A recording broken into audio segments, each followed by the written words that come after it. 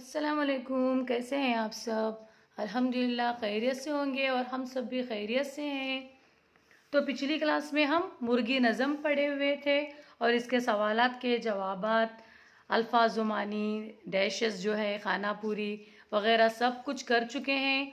और इसके बाद हम आज के इस क्लास में ईद उल फितर सबक पढ़ेंगे। ईद उल फितर सबक जो है तीसरी क्लास की जो गुलशन उर्दू किताब है, थर्ड स्टैंडर्ड पार्ट फर्स्ट, उसमें 6-1 यानी छठा जो है सबक है। इसका नाम है ईद उल फितर। मुर्गी नज़म कैसी लगी आपको पढ़ाने का और सबक पढ़ाने का अंदाज कैसा लगा, समझ में आया है या नहीं, ये कमेंट कर कर बताइए फ्रेंड्स। अभी ये देखिए और लाइक शेयर ज़रूर कीजिए, सब्सक्राइब कीजिए हमारे चैनल को। तो शुरू करते हैं यहाँ पर ईद उल फितर। ईद उल फितर, ईद उल फितर किसे कहते हैं? जब रमज़ान ख़त्म होता है तो शव्वाल की पहली तारीख को जो ईद मनाई जाती है उसे ईद उल फितर कहते हैं, ईद उल फितर कहते हैं। उसी तरह से ईद उल ज़ुहा किसे कहते हैं? ईद उल अज़हा किसे कहते हैं? यानी बकरीद की ईद। हज के महीने में हज के 10वें तारीख को जो बनाया जाता है, जो हम सब ईद मनाते हैं, उसे ईद उल अज़हा कहते हैं, बकरे ईद भी कहते हैं उसे। और उसी तरह से यहाँ पर आज हम पढ़ रहे हैं ईद उल फितर। अब जान चुके हैं कि ईद उल फितर किसे कहते हैं। ईद उल फितर रमज़ानुल मुबारक की 29वीं तारीख थी। यहाँ पर रमज़ान के महीने में 29वीं जो ताक रात है, जो उस वक्त की यहाँ पर बात बताई जा रही है। रमज़ानुल मुबारक की 29वीं तारीख थी, मगरिब का वक्त था, लोग ईद का चांद देख रहे थे। यहाँ पर क्या करते हैं, एक एक बार क्या होता है 29 ही रोजे आ जाते हैं। देखिए फ्रेंड्स, 29 रोजे आ जाते हैं, तभी क्या होता है 29वें रोजे आने के बाद 29वीं रात को जब चांद दिखाई देता है तो 30वीं तारीख रोजा नहीं होता। तभी क्या होता है, शव्वाल की पहली तारीख होती है और तभी ईद उल फितर मनाया जाता है। तो उस वक्त यहाँ पर रमज़ानुल मुबारक की 29 तारीख थी, मगरिब का वक्त था, लोग ईद का चांद देख रहे थे। सबा ईद होगी, ये किस तरह से एक्साइटमेंट होता है, किस तरह से खुशी होती है, हम किस तरह से शॉपिंग करते हैं। और उसी तरह से यहाँ पर देखिए लोग ईद का चांद देख रहे थे। कुछ लोग अपने घरों की छतों पर खड़े थे, जिसके घर स्लैब वगैरह होता है वो उस जगह खड़े हुए थे। और सब लोग जिस मैदान में कुछ कुछ लोग मैदान में अपनी निगाहें कहाँ पर, आसमान पर जमाए हुए थे। कुछ मैदान में, सबकी निगाहें आसमान पर जमी हुई थी। मुन्नी ने कहा, मुन्नी बोल के एक वहाँ पर लड़की है, मुन्नी ने कहा मैंने देख लिया, मैंने देख लिया। क्या देख लिया उन्होंने? वो क्या देखने थे रहे थे, सब लोग चांद देख रहे थे। किसका चांद? लोग ईद का चांद नजर आने वाला था, इसके लिए ईद के चांद का इंतज़ार कर रहे थे। और कुछ लोग मैदान में खड़े थे, कुछ लोग अपने अपने छतों पर, घर के छतों पर खड़े हुए थे। और यहाँ पर अचानक से मुन्नी ने कहा मैंने देख लिया, मैंने देख लिया, वो रहा चांद, वो रहा चांद। बबलू ने पूछा कहाँ है, मुझे भी दिखाओ ना। यहाँ पर मुन्नी है, बबलू है और आगे कौन है देखेंगे। यहाँ पर दो ये अफराद का ये वक्त आ रहा है, यानी उनका नाम जिक्र किया जा रहा है, मुन्नी और बबलू। यहाँ पर मुन्नी क्या कहती हैं, मैंने देख लिया, मैंने देख लिया, वो रहा चांद, वो रहा चांद। तभी बबलू ने पूछा, पूछना यानी क्वेश्चन करना, सवाल पूछना, कहाँ है, मुझे भी दिखाओ ना, मुझे भी दिखाओ बोल के क्या कह रहे हैं, रिक्वेस्ट कर रहे हैं। बच्चों ने खुश होकर चिल्लाना शुरू किया, वो देखो निकला चांद, ईद का प्यारा प्यारा चांद। हम सब भी उसी तरह से खुशी मनाते हैं ना, ईद का चांद। ईद उल फितर कब मनाया जाता है, ईद उल अज़हा कब मनाया जाता है, ये ज़रूरी है, हमें जानना ज़रूरी है। और हम सबको ये जानना ज़रूरी है और ये मालूम होना ज़रूरी है। यहाँ पर देखिए, लोग नया चांद देखकर दुआ पढ़ने लगे, एक दूसरे को ईद की मुबारकबाद देने लगे।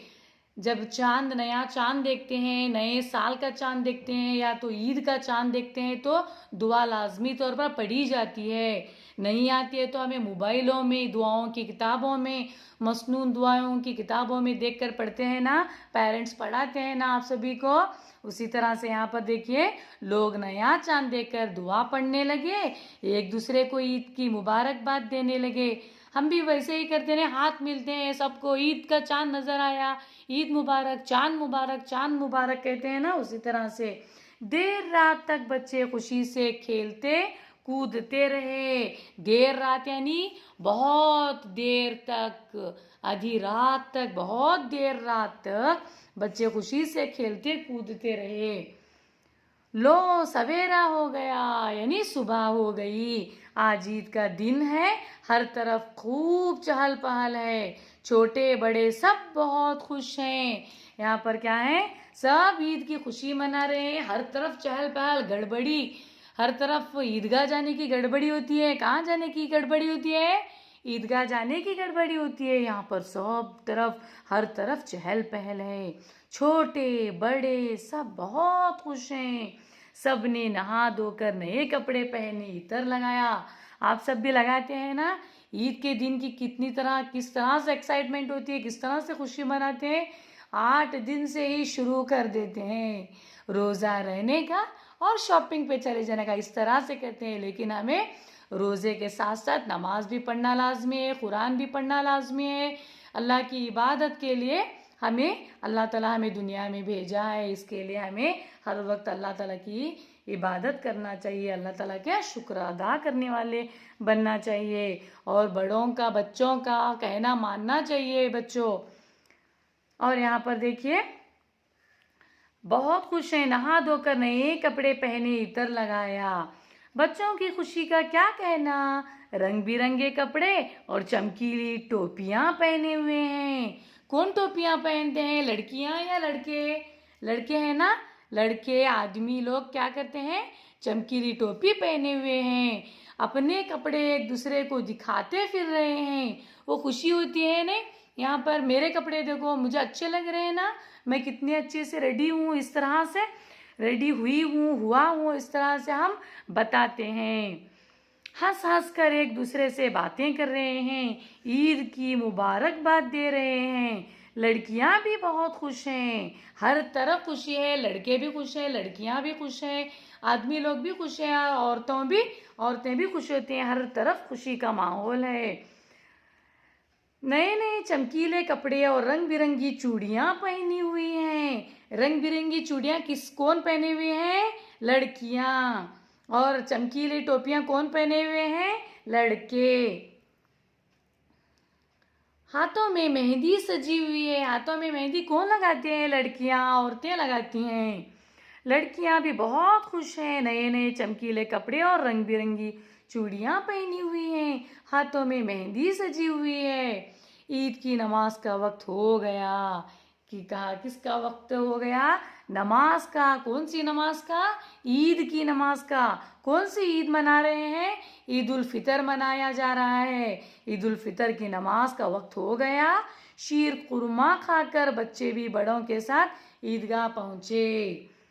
शीर कुरमा यानी शीर कुरमा बनाते हैं ना, सवैयां बनाते हैं ना ईद के दिन, मिठाई, शीर कुरमा पीकर बड़े बच्चे सारे ईदगाह पहुंचे। ईद की नमाज खत्म हुई, सब एक दूसरे को मुबारकबाद देने लगे, आपस में गले मिलने लगे। गले भी मिलते हैं, खुशी मनाते हैं, हाथ मिलते हैं, मुसाफा करते हैं। बच्चों को ईदी मिली। सब बच्चे ज़्यादा से ज़्यादा ईद की खुशी में ईदी का ही इंतज़ार करते रहते हैं। चाचा ईद दीजिए, दादा ईद दीजिए, दादी जी ईद दीजिए। इस तरह से बच्चों को ईदी मिली, तरह तरह के फल और खिलौने खरीदे, दिन भर खुशियाँ मनाई। कौन दिन भर खुशियाँ मनाए? बच्चे। अल्लाह का शुक्र अदा किया जिसने उन्हें ये ईद दिखाई। हर तरफ खुशी का माहौल था, ईद उल फितर मनाई जा रही थी। लड़कियां मेहंदी सजाए हुए थे हाथों पे और रंग बिरंगी चूड़ियां पहनी हुई थी। यहाँ पर देखिए, सोचिए और समझिए। सबक तो हम समझ चुके हैं और इसके सवालात के जवाबात भी देखेंगे। सोचिए और समझिए।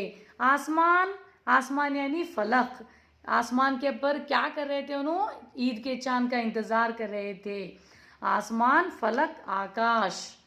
शीर खुरमा, मीठे की एक किस्म है जिसे दूध में शक्कर, खजूरें, सवैयाँ और खुश्क मेवे डालकर बनाया जाता है। यह हम सभी को पता है ना।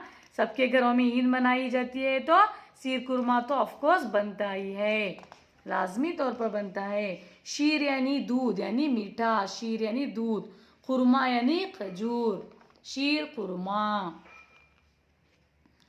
मिसाल के मुताबिक नीचे दिए हुए लफ्ज़ों से पहले मीठी लगाकर मुरक्कब लफ्ज़ बनाइए।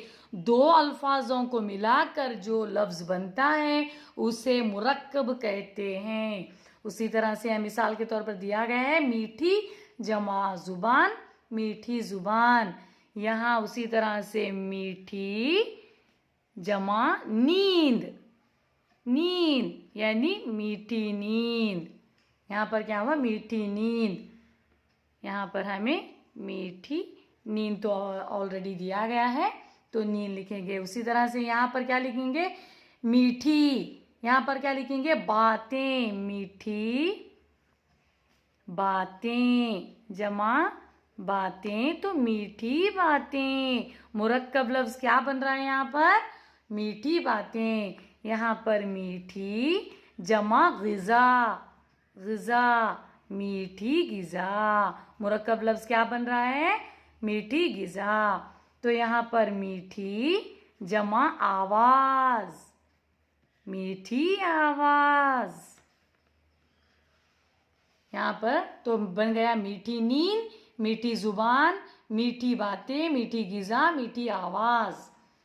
तो यहाँ पर देखिए अभी क्या बताया जा रहा है, मिसाल के मुताबिक खाली खानों में हुरूफ लिखिए। इसमें जो चहल में कितने हुरूफ हैं, चीम, ह, लाम, तो 3 हुरूफ हैं।